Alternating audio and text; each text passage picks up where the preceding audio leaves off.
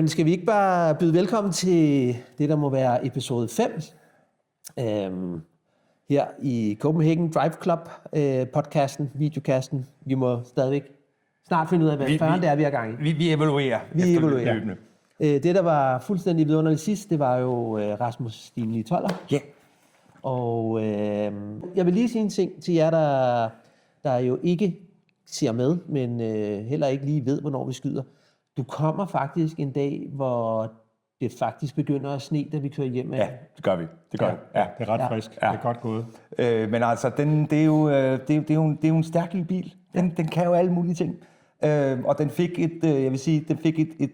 en grundig skyller på de nedre dele, da jeg kom tilbage til garagen. Ja. Så der forhåbentlig ikke sidder og kager alt for meget salt i hjulkasserne. Det satser vi på. Men ja, prøvepladerne udløb den dag, vi optog, og hvis jeg skulle nå at køre lidt, så måtte det være der. Og det var mega fedt, du gjorde det, Rasmus. Kom ud med den, det synes jeg var frisk gjort. Også det der kan godt gå lidt panik i den. Ja. I vores tidsalder, men man skal huske, altså dengang bilen var ny, der kørte folk jo også på sommerdæk, når der var vinter. Og de fleste overlevede jo. Og så kan man så sige, at nu har jeg jo kørt gamle Porsche i efterhånden 12-13 år eller sådan noget. Og det her, det er første gang, at jeg har en bil med et fungerende varmesystem. Og det er jo simpelthen helt fantastisk. Det er der varmekasser? Der er varmekasser, og der er sådan en lille håndtag, man kan rykke i, og så kommer der simpelthen varme ud ned ved fødderne. Jeg kan jo næsten ikke... Altså, det misunder jeg dig faktisk. Jeg får lidt tår i øjnene. Det er en vigtig del, og er lidt varmere. Det er nemlig det, og nu prøver jeg også det. Ja. Det var en stor oplevelse. Derfor der har været så mange tæpper i mange af dine biler, når vi har kørt langt? Ja. Det er jo særligt hensyn til min frue, som jo er glad for at køre med, men ikke holder så meget kulde. Genialt. Ja. Men altså, vi skal måske også lige i den sammenhæng sige, jeg mindes også en tur for en del år siden, hvor Nikolaj, du havde fået en Taycan, en el-Porsche. Og vi skulle på en fællestur til Vejle, til et større bilhus derovre, og jeg havde glædet mig så meget. Det var en december. Vi skulle derover, og jeg havde glædet mig så meget til den tur der, men vi fandt så også ud af, at dengang var det måske ikke helt udbygget elnettet, som det er i dag. Nej. På samme måde. Men det endte faktisk med, at vi begge vi kørte sådan, og havde blå næser. Og det var hundekoldt, og jeg synes måske, vi skulle have bare taget en fossil. Ja. Vi kan lige sige, at til jer, der lytter med i dag, det er også, at denne her lille podcast-tema er de her skønne køreture. Og det er jo nok derfor, vi allerede sidder nu og snakker lidt om de her ture, hvor det hele det dukker til, fordi man ikke vil spare, eller man gerne vil spare lidt strøm, hist og pist, og vi kommer ikke til at snakke strøm i dag. Men denne her store tema i dag, det er de her køreture her. Men før vi kommer til det, så har jeg en nyhed. Jeg har en nyhed, og det er, at jeg har solgt en bil. Og jeg har simpelthen solgt min... Ja, men det var skønt. En fantastisk skøn ejer, der har købt den. Det er en Morris 8. Vi er i 1939. Den er en one-off bil, det kan man virkelig sige. Der er kun en af de her biler derude. Det var en bil, jeg købte, fordi at jeg meget gerne ville køre Rømø-race. Og bilen havde kørt Rømø-race før, og havde faktisk gjort det rigtig, rigtig godt i den lille lady-klasse. Eller jeg ved, det hedder de er så seje. De arbejder slet ikke med sådan nogle ting som klasser derovre sikkert. Men jeg skulle køre det, fordi min oldefar var med til at starte det på Fanø, det her race her. Han havde en bilforretning inde i Grønningen og solgte nogle... han havde Auburn-agenturet, og han havde nogle meget voldsomme motorcykler, som var på det tidspunkt verdens hurtigste motorcykler. Og dem skød han af over på Fanø. Men der døde jo desværre et ung menneske til et af de her løb her, så de stoppede racet. Ja. Men det jeg vil sige med bilen der, det var en Morris 8 fra 1939, bygget videre på af en guldsmed fra Bornholm, der har bygget en aluminiumskaros og sat ovenpå. Den havde muligvis en 35 heste, og det vi også en dag skal snakke om, det er jo at køre de her langsomme biler meget hurtigt. Det er der en ekstrem stor glæde ved, fordi ham her guldsmeden, han må have haft verdens smalleste højre fod, For den eneste måde, jeg kunne trykke speederen ned på, det kan man se på, hvis dem, der ser YouTube, det er, at jeg blev simpelthen nødt til at tage skoene af, og så vinkle min fod ind imellem det sted, hvor speederen er, og så kommer der sikkert en bremse. Der kan jeg lige sådan med tæerne trykke ned på speederen, så det var en skør bil. En fantastisk bil at køre. Nu har du jo også sådan nogle andre fødder, som arkitektfødder. Ja. Og de er brede. Ja. Det er fordi, du er arkitekt. Ja. Det skal det være. Ja. Men ejeren, han kom og hentede den, ligesom vi lige snakkede om før, i det mest hardcore vejr. Og den var jo trods alt rigtig åben, den der. Der er intet tag. Og det gjorde han simpelthen. Ja, men jeg vil sige, vi kørte den op på en trailer. Men det er jo igen det der med, nogle biler overrasker en bil fra 39, der har stået stille i over et halvt år. Simpelthen bare starter i en kold p-kælder, og så kører den bare op ad rampen. Rammer de her 2 ramper op på traileren. Fordi det var ikke en af de der lækre trailer, vi ser, som ligger sig ned. Sådan noget. Den stod helt fladt oppe, og så skulle man lige selv køre den der en meter op, for at komme op ovenpå. Men det gik. Ja. Vi fik den spændt fast, og han er kommet godt hjem. Han har en pop et sted mellem Randers og Aarhus, og han havde en 11-12 biler i forvejen. Og jeg skal også sige i den forbindelse, at både Rasmus og jeg, der kom der en kæmpe sten, der er faldet fra vores hjerte af byrde. Vi har været bekymrede, Nikolaj, med dine planer med at køre Rømø-ræs i den der. Vi har kunnet se os selv siddende oppe i klitten med en kasse øl, og som vi skulle forlade, fordi vi skulle ned og hjælpe dig, fordi nu var du væltet med den der bil. Og krøllet ind i en Morrisone. Og det kunne vi simpelthen ikke bære, at det der, hvis der skulle komme til skade på den måde der. Men jeg er glad for, at I holder øje med mig. Men det blev også godkendt her i 25 til at deltage, men jeg kom simpelthen ikke afsted i år. Men den er væk, så jeg har solgt en bil. Jeg har plads til en bil mere. Ja. Og det er farligt. Det er farligt. Det ved vi alle. Det er virkelig farligt. Så jeg har faktisk været ude at se på noget. Skal vi høre? Jeg har været ude at se på den mest. Jeg fatter ikke, at den bil ikke er solgt. Det er så skørt. Vi er inde i 96-miljøet igen. Ja.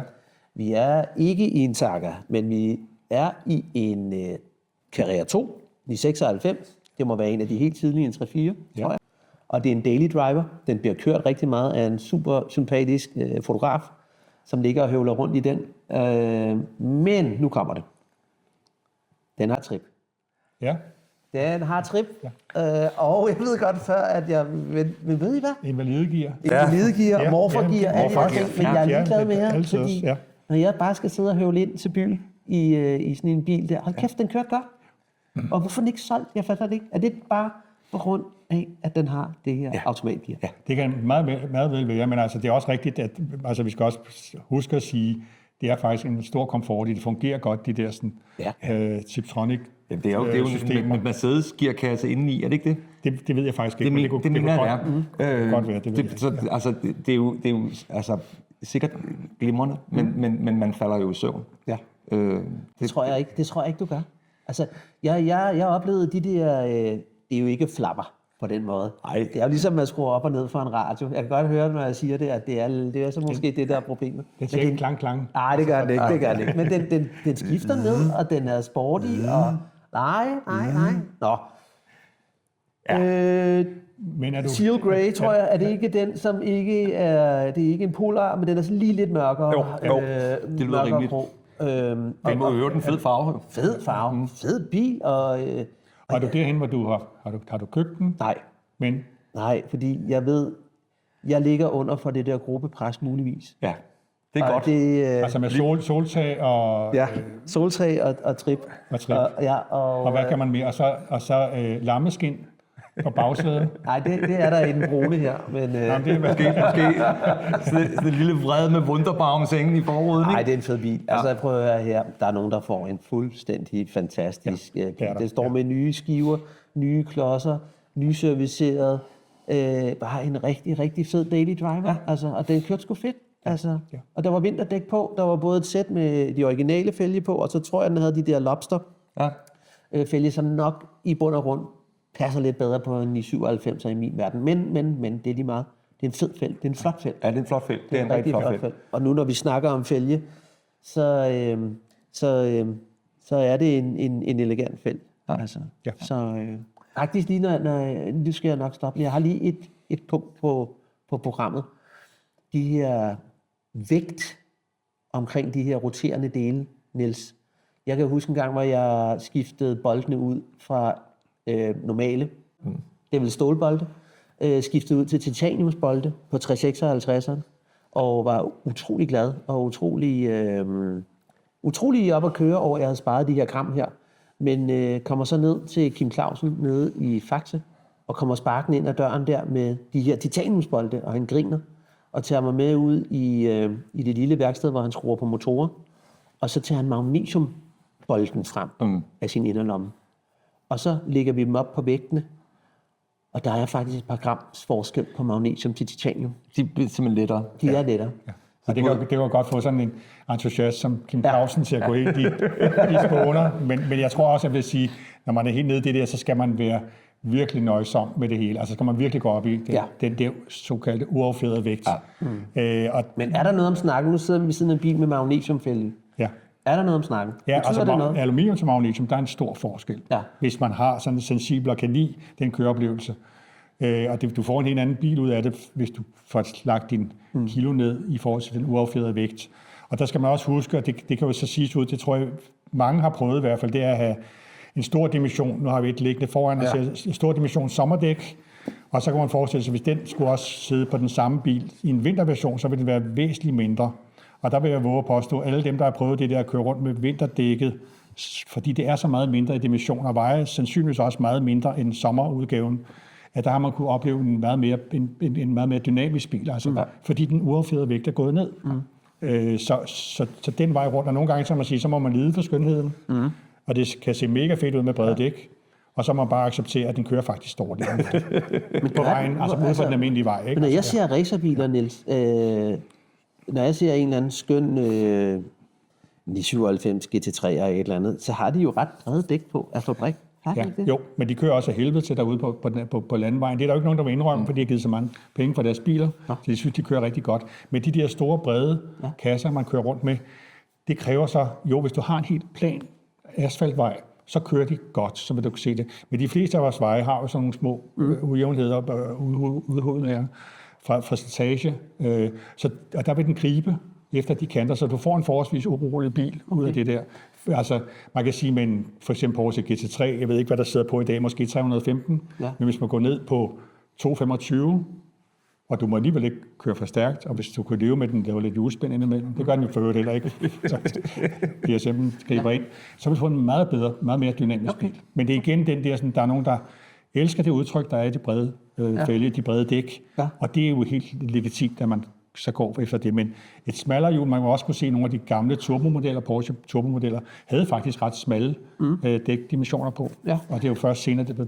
Men altså, man kan jo sige, det er jo, altså det du beskriver med, at den følger vejen, det er jo også, tænker jeg, et udtryk for, at den har mere vejgreb, ikke? Så man kan sige, man kan jo teoretisk set køre væsentligt hurtigere på det brede dæk, fordi man har mere vejgreb, men køreoplevelsen vil være altså, når det går lige ud, så vil jeg våge påstå, at det smaller det brede dæk, det er identisk, men det er klart, hvis du kommer ind i et sving, og især hvis du kommer på en track, hvis du kommer på en bane, så vil du, hvis du har en blød gummiblanding, fordi det kræver så også, at gummiblandingen er blød, hvis den er hård, men altså, hvis du siger, at du har en blød gummiblanding, så kan du køre stærkere i sving. Det er jo baseret på, at man kører konkurrence, hvor man måler på en eller anden måde, og så i de sving kan du få køre stærkere. Men det kræver så også igen på de der baner, at underlaget er helt plans. Og det er igen egentlig ikke, fordi jeg skal komme imod det, som du siger, men kig nu på en rallybil for eksempel, hvor vi ved, der er underlaget altid ujævnt.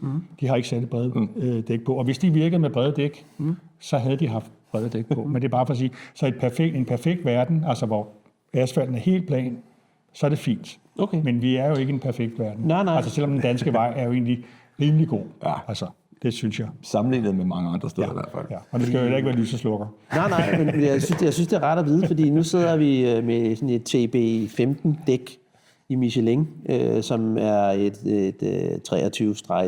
23-62R og en 15-tommer felt. Altså virkelig en dyb fuchs. Jeg har ikke set så dyb en fuchs før, faktisk. Ja, det er i hvert fald sjældent, man ser de her meget, meget dybe fugt. Ja, det er flot. Og som en laserfælder er den jo sindssygt flot. Jeg har en 16-tommer på den rallybil, fordi at der sad nogle, der kunne sidde vinterdæk på også, og sådan nogle forskellige ting, fordi den blev brugt til at blive kørt, og rigtig kørt. Og sortimentet af 16-tommer dæk er større, når jeg ser det må man sige, altså. Ja, altså der er mere at vælge imellem, simpelthen. Ja. Og hvis man skal have noget ordentligt 15 tommer, så synes jeg godt nok hurtigt, at det bliver lidt småkostbart. Ja. Men altså i det her tilfælde kan man sige, at dem, der ligger i de her Michelin 15 tommer i dimensionen, dem kan man købe blandt andet hos det engelske Longstone, og de ligger inde med det, og de bliver løbende produceret her i det her tilfælde fra Michelin, så man kan få friske gummiblandinger, så det ikke, man får ikke en gummi, der ligger 20 år. Nej. Nej, men det er jo sjovt, at de der dæk, de betyder virkelig, virkelig meget. Da jeg fik først på min 911 fra 71, denne her Athena-blå bil, der kommer den hjem med de her Avon-dæk på, som simpelthen var så hårde. Altså, de var meget, meget, meget flot mønster. Ja. Altså, visuelt sindssygt smukke, men de var så hårde og så tunge, faktisk, at vi satte nogle lidt mere slaveagtige dæk på, og selve køreoplevelsen blev så meget bedre. Men det var et sindssygt flot dæk, det der Avon-dæk der. Ja.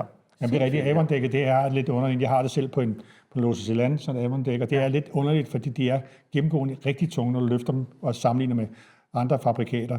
Ja. Og så alligevel kan de noget af det klassiske reglement åbenbart, fordi de har et meget godt bid i gummiet. Ja. Så jeg vil ikke umiddelbart fravælge det konsekvent, fordi i visse discipliner så fungerer det. Ja. Det skulle være lidt en håndfuld i regnvejr, har jeg ladet mig fortælle. Jeg har ikke prøvet dem selv, men det skulle være lidt festligt. Ja. Der var en anden ting, som jeg lige ville gribe fat i, og det var på bagkant af vores sidste afsnit. Der har jeg fået nogle utrolig rare beskeder fra forskellige mennesker.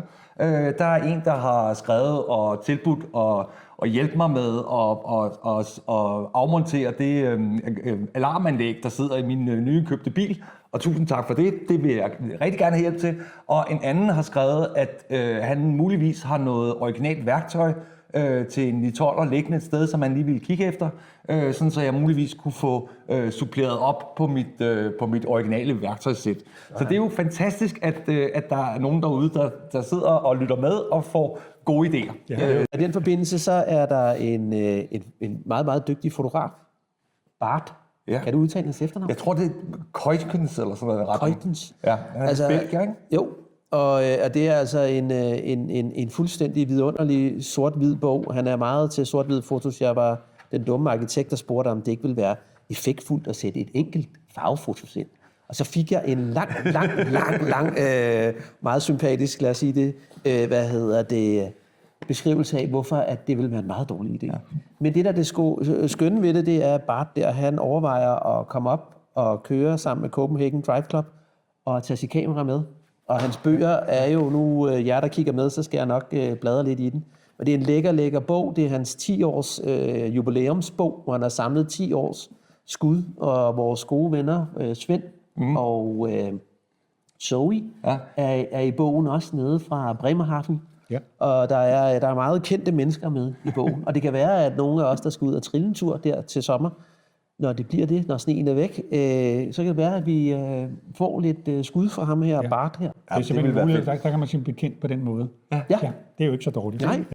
Rasmus, har du en køretur, der batter noget? Jamen det synes jeg. Jeg synes, jeg har mange køreture, der batter noget, og i afsindigt godt selskab ofte.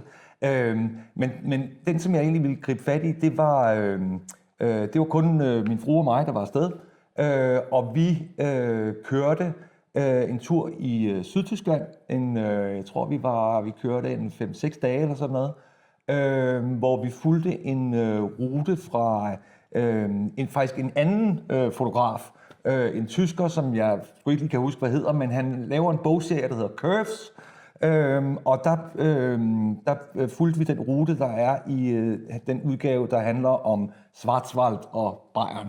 Ja. Og det var, det kan jeg varmt anbefale at følge nogle af de der ruter.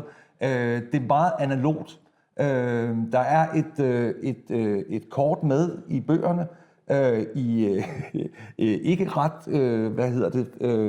ikke ret stort målestoksforhold, så man skal skulle tænke sig lidt om, når man kører efter det.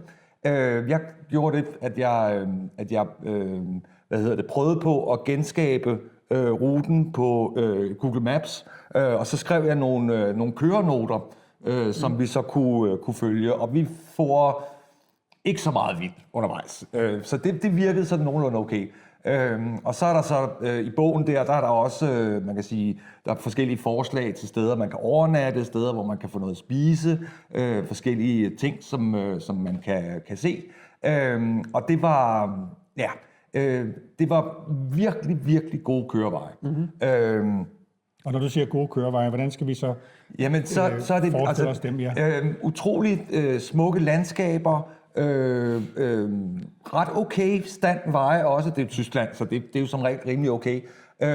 Og så bare altså udfordrende, ikke? Gode sving, gode kurver, og ikke særlig trafikeret heller, faktisk, hvilket godt kan være et problem i Tyskland. Og jeg tror, vi får et par klip med til dem, der kigger med på video. Men jo også det, som er det fede ved at følge sådan en rute der, det er, at man kommer nogle steder hen, som jeg i hvert fald ikke tror, jeg ville have fundet på egen hånd. Altså for eksempel sådan i slutningen af ruten, der når man sådan helt ned i det allersydligste af Bayern, og så kommer man til et sted, hvor der går en vej ind i Østrig, ind i en dal, hvor man starter med at køre ind i sådan et helt fladt landskab med sådan ahorntræer spredt ud over det hele, og så efterhånden, som man når længere ind i dalen, så rejser Alperne sig bare op, og så slutter det. Så denne her dal, den ligger inde i Østrig, men den eneste måde, man kan komme derind, det er altså den her vej, der starter inde i Tyskland. Det er lidt specielt. Og ja, et sted, som det havde jeg sgu ikke fundet på egen hånd, men det var som at køre ind i en scene fra Brødrene Løvehjerte eller sådan et eller andet. Ikke? Det var helt afsindigt smukt. Og så nogle ting kom der bare hele tiden. Altså, at man, ja. Og alt det uden et varmeanlæg? Alt det uden et varmeanlæg, ja. Men det var sommertid? Det var sommertid, ja, det var en sommerferie, ikke? Ja. Så ja, det er egentlig bare en anbefaling til at prøve nogle af de der Curves-bøger. Der er den næste, jeg tror, jeg har på listen, det er en rute, der går fra Salzburg til Venedig. Der er, kan man sige, stort set fuld plade på de bedste alpepas. Det må være den næste på listen. Han har også lavet en for Danmark, faktisk. Ja, det har Vestjylland. Ja. Han har lavet en, der også... der er lidt langs kysterne og forbi AJ-tanken. Det er meget sjovt at se den der eksotiske AJ-tank, som vi er nogen, der kommer hver lørdag og drikker lidt kaffe. Ja. Jeg skal høre, er du en af dem, der hopper på toget med bilen? Eller? Altså det gjorde vi faktisk der. Eller det vil sige, vi kørte ned, og så hoppede vi på biltoget i München og tog hjem med det. Og det har jeg gjort, det var faktisk, der var vi afsted sammen, hvor vi også brugte biltoget. Og det synes jeg synes det fungerer utrolig godt, men jeg synes de sidste par gange, jeg har kigget på det, der synes jeg godt nok, det er blevet ret dyrt. Ja. Kan du huske, hvor vi er henne? Er det 5-6-7.000? Ja, jeg synes, det var mere end det, faktisk. Ja. Der er lidt benzin for en 8.000 kroner, ikke? Ja, det er der. Så... Men det er jo også at snyde egentlig at hoppe på det der tog. Det er lidt at snyde. Det er jo sådan noget, som gamle mænd egentlig praktiserer. Eller altså det kan man sige, men altså nu er det jo også, kan man sige, på den her tur havde jeg fruen med, og hun heldigt for mig synes det er sjovt at tage den gamle bil på tur. Men man kan sige, på listen over, hvad der er sjovest, når man er med gammel bil på tur, så er at hamre en hel dag på autobahn ikke meget højt. Så det kan være et godt kompromis i virkeligheden for at få en god tog ud af det. Man køber sig for den der. Ja, det kan det være. I hvert fald, altså man siger, det vi gjorde på vejen ned, det var, at vi tog det ret stille og roligt og kørte ikke autobahn og havde booket et stop undervejs, fordi den der Curves-rute, den starter nede i Baden-Baden, nede i Schwarzwald, og så havde vi taget et stop ved Rhinen eller Mosel, jeg kan ikke huske, en af de to. Og så videre derfra, 2 landevejen og sådan noget. Ikke? Så er det lidt mere stille og roligt, men det tager jo også lidt tid, kan jeg sige. Ikke? Og det er rigtigt, det er helt rigtigt, fordi man har jo det der transportstykke, som typisk er den største del af Tyskland, som godt kan være enormt monoton. Ja, altså, voldsomt. Hvor man skal være virkelig hugt, hvis man synes det. Ja. Det er en dejlig tur. Var der, Rasmus, var der noget, de klassiske nedbrud undervejs? Altså, vi havde et mindre nedbrud, kan man sige. Det var, da vi skulle køre fra vores overnatningssted ned mod Baden-Baden. Der havde vi faktisk et lille stint på Autobahn, hvor det så går op for mig, at bremselyset er holdt op med at virke. Ja, det er ikke sjovt. Og det er ikke så praktisk på Autobahn, synes jeg. Folk har en tendens til at komme lidt hurtigt bagfra. Det er meget rart, at de kan se, hvis man er ved at stoppe op. Ikke? Og der var vi helt tæt på Leipzig. Og så var jeg sådan lidt, hvad fanden gør vi? Og så kom jeg til at tænke på, at Porsche jo har et kæmpe anlæg i Leipzig, og vi tjekkede på Google, og der var også et Porsche-center, og så kørte vi derhen. Og det var faktisk en virkelig, virkelig, virkelig god oplevelse. Altså, vi kom der i min hæftigt ombyggede gamle spand fra 76, og blev faktisk modtaget som om, at vi kom anstigende i en spritny Porsche til 1,5 million. Ikke? De havde ikke nogen reservedel hjemme, men jeg lånte værktøj, og jeg tror, det var værkføreren, der gik og hjalp mig med at prøve at fikse det her bremselys. Og vi fik det faktisk også til at virke. Ja. Så det var, ja.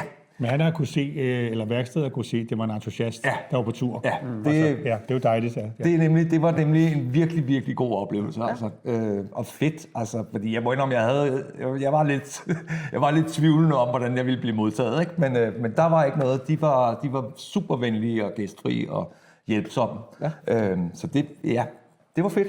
Ja, men selv et nedbrud. Jeg kan huske, og det jer, der kigger med, I kan se nogle af alle de skønne billeder, men jeg husker specielt nogle af de der billeder, hvor I kører afsted, og det er morgen, og alle de der, altså de der oplevelser, man har også med duftene, fordi de her biler er jo ikke så omklamrende som moderne biler. Altså man får virkelig duften ind af morgendisen og de der forskellige ting. Det er skønt, det der. Det er en stor glæde ved at have de her gamle biler. Ja. Og så synes jeg jo også, at der er også den del af det, at altså nu for eksempel, man kommer ind på sådan et kæmpe Porsche-center, og folk er enormt venlige, men det synes jeg jo generelt set, folk er. Altså, og der kan man sige, når kommer en gammel Porsche og kører i Tyskland, det vækker begejstring. Ikke? Folk er super, super søde og kommer og spørger, og hvad det er, og forklarer, og deres gamle onkel havde også sådan en, og alt det der. Ikke? Det er super skægt. Men det er det, de kan, de gamle klassiske biler. Ja. Det kan få folk til at smile, altså gennemgående. Ikke? Så det er jo det, der er skønt med det. Ikke? Ja. Men Niels, du rejser også nogle gange med dine biler, ikke?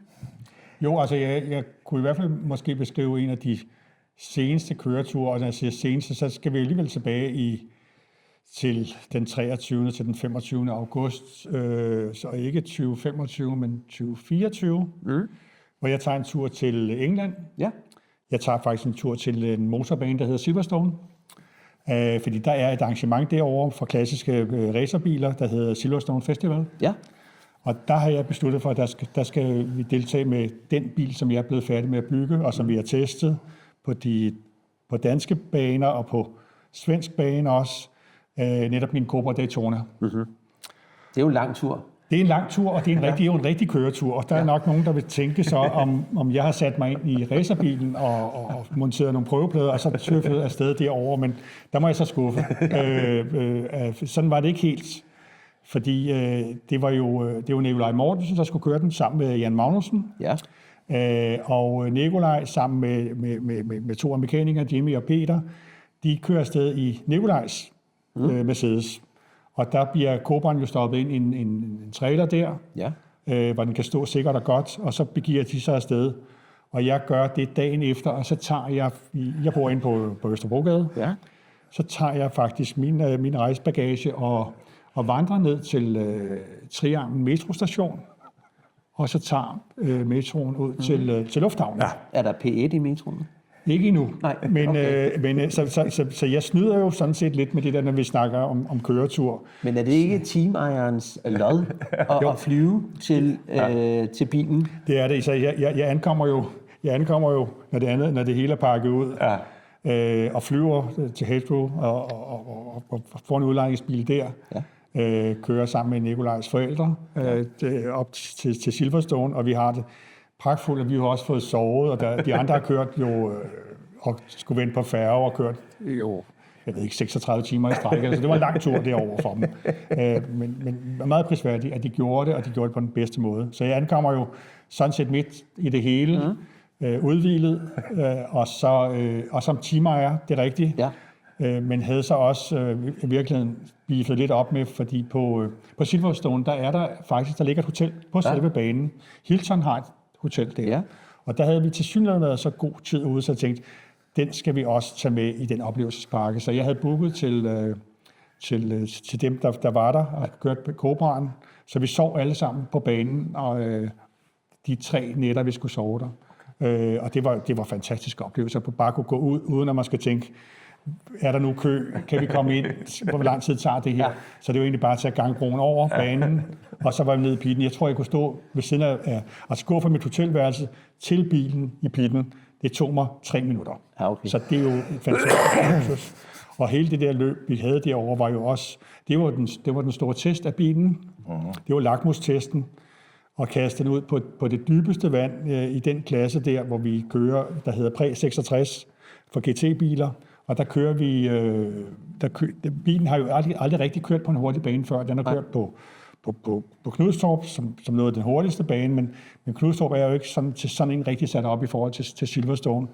Og på Silverstone, så får vi jo både Nikolaj, der har lavet et fantastisk testarbejde med den, men Jan havde også haft mulighed for at bruge den og køre med den på Silverstone. Vi ved godt måske, vi har nogle justeringsudfordringer med den på undervognen, for vi er ikke rigtig på at køre rigtig stærkt med i de der svingkombinationer, den kan. Men det får vi løst nogenlunde undervejs. Vi bliver i hvert fald klogere. Og der vil jeg så sige, det der med at have en kører på, som Jan Magnussen, det gør jo, så kan man eliminere, om nu køren kører stærkt nok. For det kan man hakke af. Det gør Jan. Han går til den, ikke? Han går til den. Han er jo enormt professionel. Han kan jo gå ud, når han går ud af pitten, første sving, han rammer, så vil jeg våge at påstå, at han er på 99% af hans fart. Det er jo helt utroligt, at han kan gå med det samme. Så voldsomt og så angribende ud på. Havde Jan været ude i bilen før? Han havde været lavet, vi har haft sådan en shakedown-test på Knudstorp, hvor han havde haft mulighed for at køre den. Okay. Så han havde lige været inde og kigge, og vi havde også haft et tidligere forløb med en anden bil, en tilsvarende Cobra Daytona, hvor han havde haft mulighed. Der var det ganske vist efterår og vådt og koldt, der havde han også haft mulighed for at køre, så han lige vidste, hvad det var. Men altså, Jan synes jo til at starte med, at den kørte lidt underligt. Han var også efter, i den her klasse, der skal vi køre på noget, der hedder Donald Racing dæk, som er et klassisk dæk, og som har mønster i, og ikke specielt brede dæk på. Og han synes jo egentlig, han havde for sig, at det var noget, jeg havde fundet på. Ja, men det kunne du også godt have fundet på. Fordi jeg går så meget op i det visuelle. Og det ser pænt ud. Og så må jeg så sige, at han står sådan egentlig lidt og siger, Niels, det skal vi have gjort, når vi skal have andre dæk på. Og et af dækkene får lige et spark, også fordi han er lidt utilfreds. Men så må jeg jo så sige til Jan, at jamen, alle kører med det og peger på en nabobil, der holder også med det, og sådan noget. Jan kigger lidt forvirret rundt og kan godt se, at det, jeg siger, er faktisk rigtigt, at de kører alle sammen på Donald Racing. Siger han så. Og så snakker vi ikke mere om det, og så går han ud og kører sin næste træningspas med bilen på Silverstone, og så kommer han ind og siger, de kører faktisk pis godt. Okay, så var det okay. Så det var fordi, og det han mente, men det gør de jo ikke, fordi ikke de dæk, han er vant til at køre med som et sliksdæk, de bider jo super, super godt. Ja. Her, der skal han jo, det er en bil, der hele tiden er i drift, stort set. Skrider over alle 4 hjul igennem svingene. Ja. Dækkene hyler, men du kan heller ikke køre for hårdt med dem, fordi så bliver de stresset, og så får du virkelig ikke det greb ud af, fordi dækkene skal jo helst holde hele løbet igennem. Så man skal lære at dosere det der, men altså Jan, og det er også det, jeg mente, at han kører på, som Jan er jo fantastisk, fordi han er jo, altså han bruger ikke noget tid på at sætte sig ind i det. Han kan det med det samme. Du kan se, når han går ud. Han skal bare vide, hvad det er, hvilke er forholdene, hvad er specifikationerne på det her, og så sætter han sig ind i det. Han har jo også øvet sig. Og han har øvet sig, ja. Det er jo lidt snyd, kan man sige, ikke? Hvor mange er I på sådan et grid? Altså, hvor mange liner I op, når I går Jamen, på der er faktisk 53 biler til start. Der er 53 biler fra start. Hvor mange biler? Der er et par stykker, der er faldet fra inden, men til startgrillet, der er 53. Så tror vi var tæt på 60 biler. Okay, og når man ser København inde i Classic Race inde i København, hvor mange liner I egentlig op der så? Altså det er jo rigtig mange i forhold til... Ja, men der tror jeg, vi er et sted, altså kan man sige, afhængig af årene, der er vi et sted mellem 15-16 op til 25-26 biler. Så det er jo altså rigtig mange flere biler. Dobbelt så meget. Det er et stort felt. Det er et stort felt. Og man skal også huske på, at faktisk samtlige, der kører derover, de kan køre bil, og de går meget op i det, og de er sindssygt dygtige, så når starten går, så skal man virkelig være på. Okay.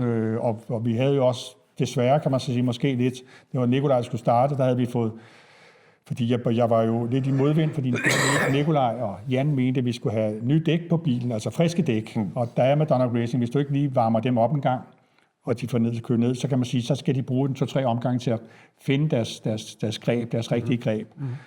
Og de havde fået vredet armen om på mig, og jeg indvilligede sig i, at vi skifter bagdækkene. Ja. Men det gør så også, at vores startplacering som nummer 14 bliver så hurtigt vekslet ind til, at vi efter de første par omgange faktisk ligger som nummer 24. Fordi Nikolaj kan simpelthen ikke få greb på de dæk der. Og fordi feltet er så competitive, som det er. Altså, så hvis du bare misser det mindste, så har du 1 eller 2 biler forbi. Ja. Og det er noget, der ligesom tændte en ild? Altså, skal bilen, skal teamejeren igen ud og flyve? Jamen, teamejeren vil vi rigtig, rigtig gerne med ud og flyve igen. Altså, det er jo forbundet med noget økonomi, når man tager afsted, og jeg har påkostet det selv at bygge bilen op, og så er det en del af bilens udvikling, og også at tage den med på Silverstone, så den budget har jeg også taget i det, men det er en dyr fornøjelse at tage det over. Ja.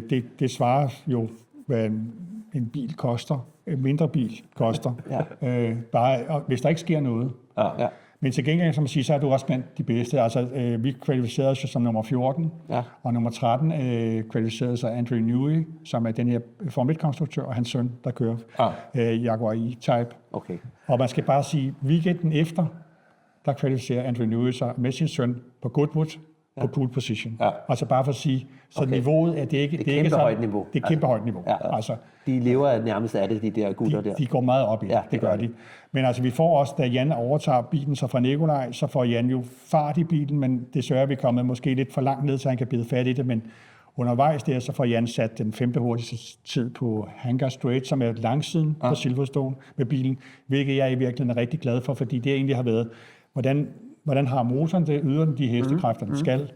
Og Jan får også sat faktisk en hel række top 10 tider, omgangstider, som gør egentlig, at hvis vi nu havde deltaget sidste år med den, så ville vi måske have blevet med de tider, Jan kørte, så ville vi blive nummer 6 eller 7. Okay. Og det tager jeg som en anerkendelse af, at bilen er... Bilen er i orden. Bilen er i orden, og der var også en del af de andre team, der var over og kigge på vores bil og snakke med os så meget positivt. De synes, det var imponerende, at vi bare havde så meget fart i bilen så hurtigt, fordi de sagde, at de havde været 2-3 år om at få fart i deres biler. Så det tog jeg som et kæmpe cadeau, og var super lykkelig for det. Ja. Og jeg kan allerede se, at der står jo endnu en karos bag os faktisk, som jo også kunne, kunne et eller andet. Er det et nyt projekt, skal du... Jamen altså, i den her perfekte verden, hvor alting er timet, og man ved, hvad morgendagen bringer os, der havde jeg jo det der med, at jeg ville komme hjem fra Silverstone med den i 2024, så skulle den sælges. Ja. Det er så ikke rigtig blevet sådan noget. Der er også noget med noget marked internationalt. Den scene, hvor de her biler er appelleret til, er både med det britiske marked, og de har haft det dårligt på grund af Brexit. Ja, okay.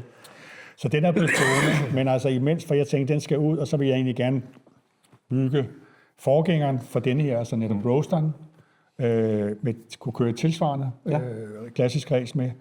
Men det har så gjort, fordi den ikke er blevet solgt, det er så, og jeg er en lille virksomhed, det har så gjort egentlig med sit modhold, og så lige vente til tingene. Og så har der også været jeg har også gået og tænkt, altså netop sidste år, nu bliver det så i år 2026, og det kunne være sjovt, hvis jeg kunne finde lidt penge, og vi kunne komme afsted igen. Ja. Så det er i hvert fald ambitionen. Ja.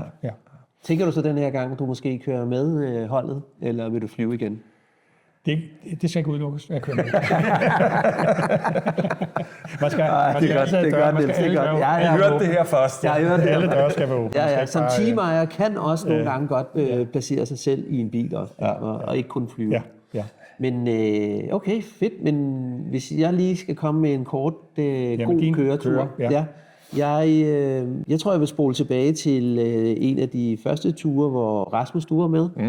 Hvor vi har set på YouTube nogle tyskere, der går og leger med et eller andet Onassi nede ved Wuppertaler, langt nede i Tyskland. Og vi ser sådan en video fra en mørk parkeringsplads, men der er alligevel et eller andet helt vidunderligt ved den atmosfære, den der film. Den sætter noget stemning i gang i os. Og jeg tror, du allerede der et par år senere, Rasmus, skriver du i hvert fald en artikel i det der Side Magazine til et af de andre træf, de ligesom står. Det træf, vi kommer ned til, hedder Tunnel Run. Ja. Og det er sådan lidt et hemmeligt træf. Man ved ikke helt, hvad det går ud på endnu. Men vi kendte ikke i hvert fald helt, hvad kan man sige, programmet. Jeg regnede ikke med, at vi ville havne i Amsterdam, men det gjorde vi altså. Det var i Red Light District. Ja, det er ikke engang løgn. Vi blev faktisk luret ind med alle bilerne, fordi der var GPS, der gik i usu og sådan noget. Men det var, at vi havde et fedt run ned igennem Tyskland, hvor det faktisk var halvhyggeligt at tage de der 8-9 timer på autobanen der, men hvor vi får ligget og prøvet det af, man ikke kan prøve herhjemme i Danmark i hvert fald, med lidt hastighed og sådan noget. Jeg kører i en Marineblå 964'er, som var helt nyfikset, og alt skulle spille. Det kan vi komme tilbage til senere. Men vi kommer derned, og vi ved som sagt ikke helt, hvad der sker. Vi kommer lige aften før, hvor der er et pre-meet i en super hyggelig, sådan lidt skrammel bodega-agtig ting, men der kommer nogle biler i den gade, hvor vi i Danmark på det tidspunkt ikke havde sådan nogle ST-kloner, der var bygget over fra de der Boxengassen-gutter over i UK. Der kommer lige sådan et hold ind der, hvor man bare stod og kiggede ned i nogle motorer med de rigtige RSR-benzinpumper og alle de der ting, og man står bare der og tænker, wow, jeg skal hjem og bygge videre nu, og man bliver dybt inspireret, og vi får lavet lidt netværk til Tom Onassi og hans hold, og får faktisk allerede der nogle tyske bekendte, som går hen med tiden og bliver lidt nogle gode venner, som man kan trække på, også når der er nogle biler til salg rundt omkring, og kan man lige spørge, om de kender til dem. Men vi kommer afsted, og der bliver gjort rigtig meget ud af, at det ikke er et race. Og jeg kan huske, hvor mange biler er vi, Rasmus? Jeg tror, vi er en 125 eller 100 biler eller sådan noget.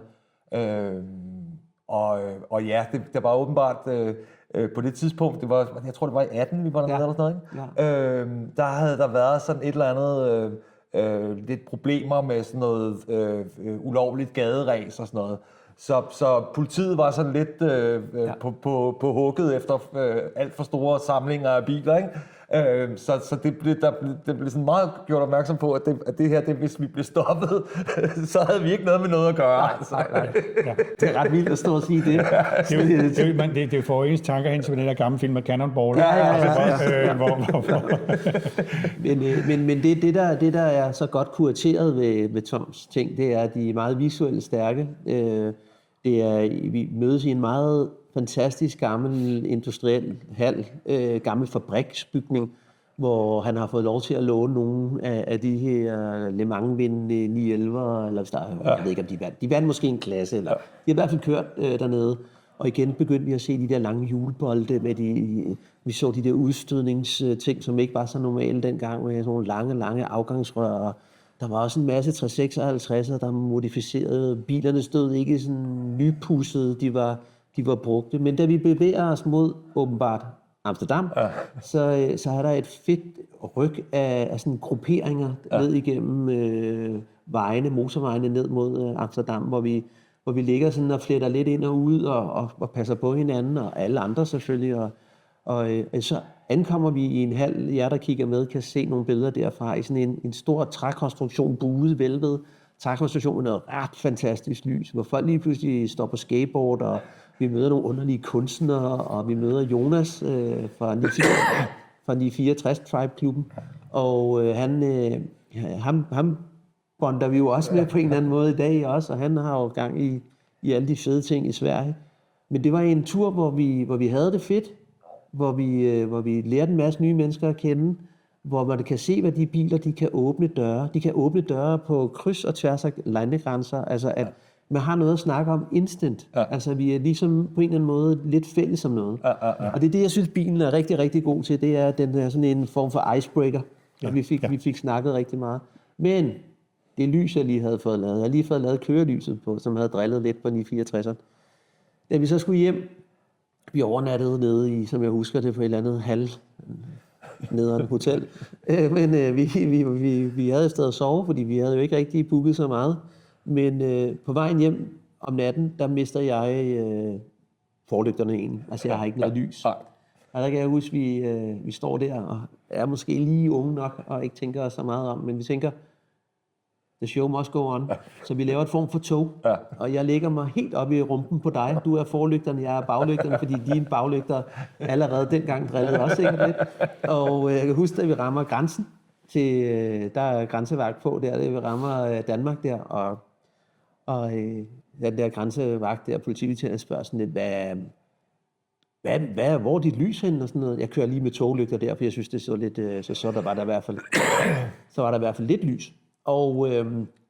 Og jeg siger bare, nej, det er lige, når jeg kører langsomt, så er det en gammel bil, og så er der ikke så meget lys. Der er masser af lys, når jeg kører og sådan noget. Og vi ikke får lov til at køre videre, og han undrer sig lidt. Og det er heldigt. Ja. Det er heldigt. Ja. Men det der så jeg ikke havde tænkt over, det er, da du forlader mig omkring Københavns området, og jeg skal videre op mod Nordsjælland, der har jeg jo ikke noget lys. Og på det tidspunkt var der ikke for der var ingen lys. Der er altså bare meget mørkt lige pludselig, når man ligger og kører afsted der.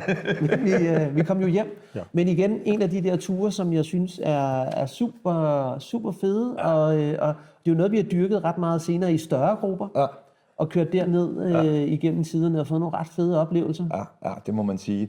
Men altså, jeg vil sige, jeg kan stadigvæk huske den der tur fra Ruhrområdet og opad mod Amsterdam, den der motorvej der, hvor vi var de der, måske 1.500 biler, altså hvor vi bare ejede den der vej. Altså, det var simpelthen så fedt. Altså, det var bare skideskægt, og bare små grupper, og hver gang man kom forbi en resteplads, så holdt der 5, 7, 10 biler derinde, og på tankstationer, så kom der lige et tog bagfra med 200 timer, og så kom der nogle andre, der tog lidt mere stille og roligt afsted.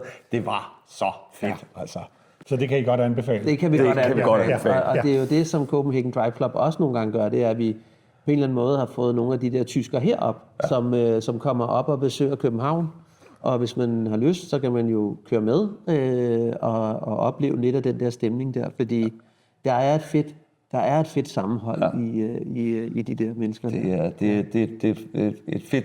et fedt community, der kører sådan på tværs over Europa faktisk. Ja, det er det. Ja. Så det tror jeg, altså vi har jo været på rigtig, rigtig mange ture, og vi skal jo også her igen til foråret, skal vi til Harzen med de der pop-gutter.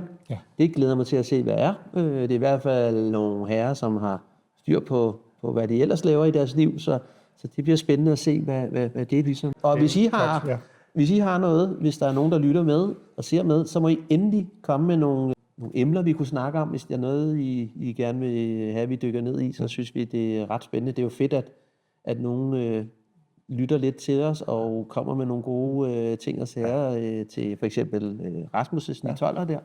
Det er vi utroligt taknemmelige for. Da jeg så det der tyveri-anlæg i Rasmus' bil, der blev jeg lidt stresset. Det må jeg bare sige. Fordi jeg ved, at det kan stresse ret mange mennesker. Men det er jo skønt, at der er nogen, der ved, hvordan man afkobler sådan en atompumpe, der ligger derude foran. Og der er åbnet for inspiration til, at Rasmus kan lave en fantastisk collage derhjemme på væggen. Ja, det er jo installationskunst. Installationskunst, hvor det bliver afmonteret. Så det er jo en del af Jeg tror, det bliver en installationskunst, der ryger direkte i elektronikaffaldet, men vi får se. Nej, du skal da gemme det. Ja. Jamen, tak fordi I lyttede og så med, og vi ses i næste runde. Det gør vi i hvert fald. Tak skal I have.